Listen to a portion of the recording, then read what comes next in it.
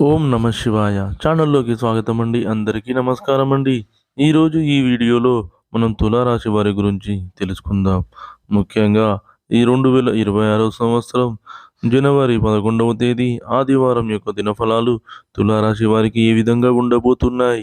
ఈరోజు దినఫలాల ప్రకారం మీ మిత్రులే మీకు శత్రువులుగా మారబోతున్నారు. అయితే ఏ విధంగా మీ మిత్రులు మీకు శత్రువులుగా మారబోతున్నారు? మీరు అక్కడ ఇక్కడ జ్యోతిష్యం చెప్పించుకొని అలసిపోయారా? ఒక్కసారి ఈ గురువు గారికి కాల్ చేసి మాట్లాడండి.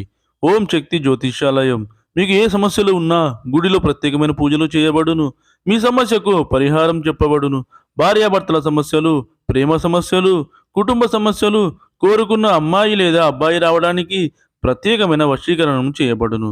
ఇంకా ఎటువంటి సమస్యలు ఉన్నా పూజారి గారిని సంప్రదించండి. పూజారి గారి వాట్సాప్ నెంబర్ 8125199068. నమ్మకంతో కాల్ చేయండి. మీ సమస్యలకు సరైన పరిష్కారాన్ని కనుగొనండి. అలాగే ఎటువంటి ప్రతికూల ఫలితాలు తులారాశి వారికి ఈరోజు దినఫలాల్లో కనిపిస్తున్నాయి. అలాగే ప్రతికూలతను అనుకూలంగా మార్చుకోవడానికి ఈ తులారాశి వ్యక్తులు ఏం చేయాలి? ఎటువంటి దేవతారాధన వీరికి మేలు చేస్తుంది? ఈ పూర్తి అంశాలు అన్నీ కూడా ఈరోజు ఈ వీడియోలో మనం వివరంగా తెలుసుకుందాం.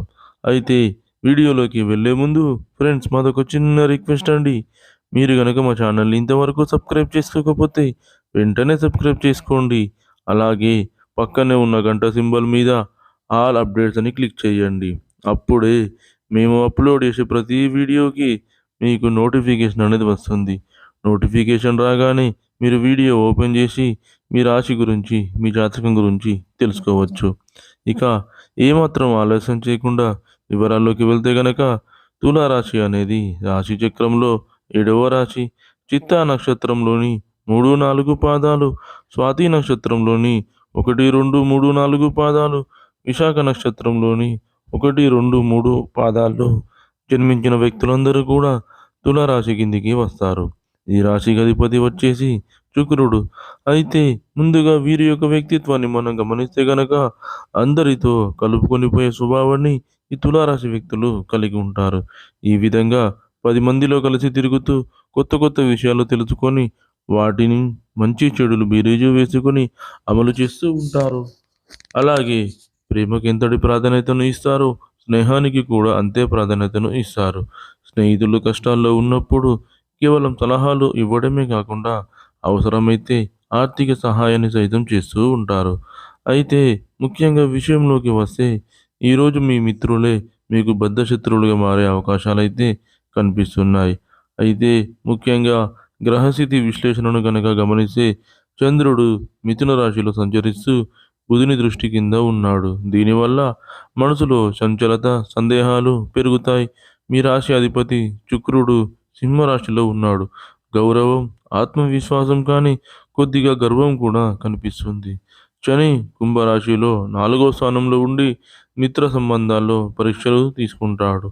రాహు మేషరాశిలో 7వ స్థానంలో ఉండి మానవ సంబంధాల్లో అపోహలు సృష్టించవచ్చు.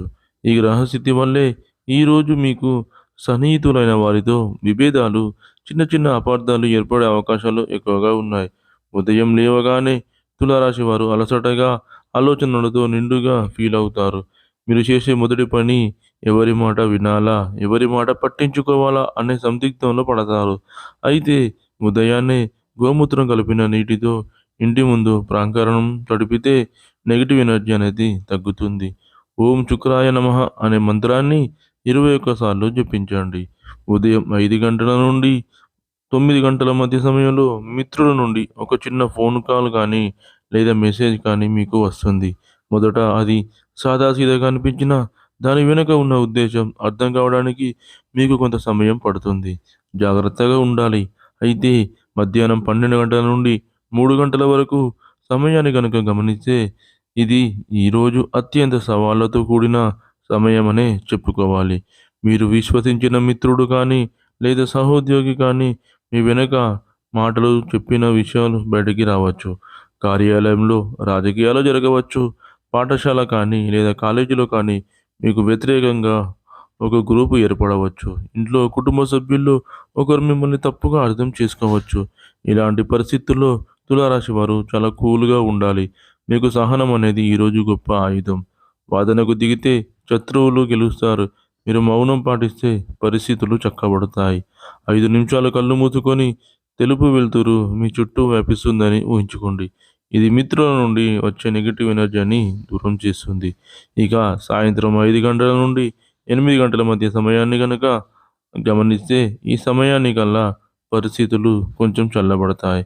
కానీ మీ మనసులో ఎందుకు నాకు మాత్రం ఇలా జరిగింది అనే ప్రశ్న తిరుగుతూనే ఉంటుంది.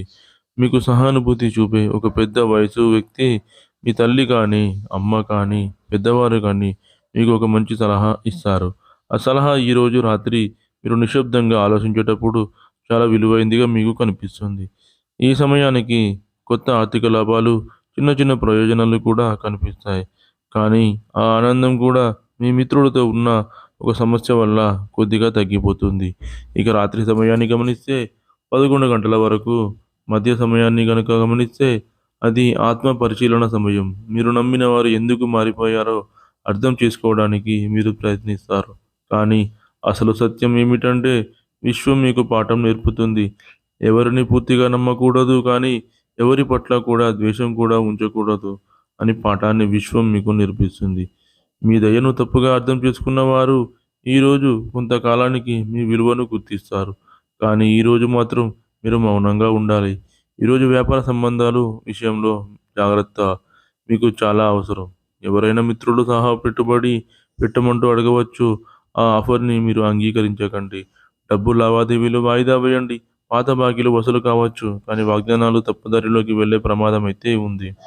అదేవిధంగా తులారాశి వారు ప్రతికూలతను అనుకూలంగా మార్చుకోవడానికి శివారాధనతో పాటు విష్ణు ఆరాధన కూడా మీకు మేలు చేస్తుంది. అలాగే హనుమాన్ చాలీసాను పఠించండి. అదేవిధంగా మీకు తోచినంతలో అనాథలకు, అభాగ్యులకు, పేదవారికి దాన ధర్మాలు చేయండి.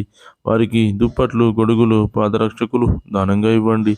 ఈ విధంగా చేయడం వలన మీ కష్టాలని తొలగిపోయి మీ ఆర్థిక స్థితి అనేది మెరుగుపడుతుంది. చూశారు కదండి ఫ్రెండ్స్ ఈ వీడియో గనుక మీకు నచ్చినట్లయితే లైక్ చేయండి, షేర్ చేయండి. మరిన్ని మంచి మంచి వీడియోల కోసం మన ఛానల్‌ని ఇప్పుడే సబ్స్క్రైబ్ చేసుకోండి.